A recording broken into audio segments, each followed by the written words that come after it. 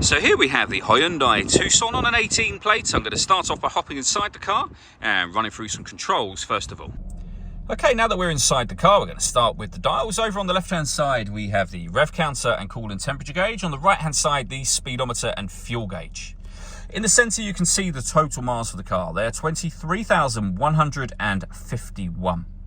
You can change the information displayed above that using buttons on the steering wheel. We're on the driving data menu at the moment, so we've got a digital readout for the speedometer. You can change that for various bits of driving info, but you've got other menus available to you as well, all of which are accessed via these buttons just here. We've also got cruise control and speed limiter over there. On the left-hand side, we have stereo and phone controls, including voice activation for your phone. And then in the center, the main screen for the car. So we're on the radio menu at the moment. You can see we got FM, AM and DAB radio. If you listen to your own music, you can do, hit the media button. Nothing is connected up at the moment, but you'll be able to listen to your music via auxiliary and USB inputs. You can also pair your phone just here by hitting number 2 to add new. We're going to cancel that for now, of course.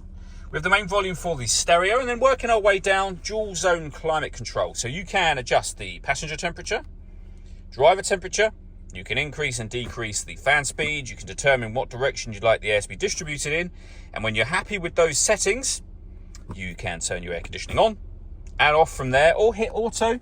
The car will now maintain the temperatures that you've asked for by taking full control of the fan speed and the direction of the air for you. Any manual adjustment will override auto straight away, allowing you to put it back on your own settings. We have a heated driver and passenger seat, both with 3 different heat settings each, 2 12-volt charging sockets, your auxiliary and USB input so you can listen to your own music. We have a 6-speed manual gearbox. And then down here we can turn the parking sensors on and off. We can turn off the stop and start. This car is designed to cut out when it's stationary in traffic to save you fuel. That system is now turned off. And we have our downhill brake control, and we can change the driving steering mode. So you can put it from normal to sport. And again, you can turn the downhill brake control on and off. You can see that green symbol to let you know you've done so on that right-hand side.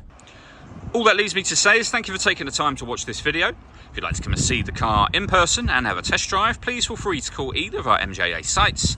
We'd love to hear from you soon.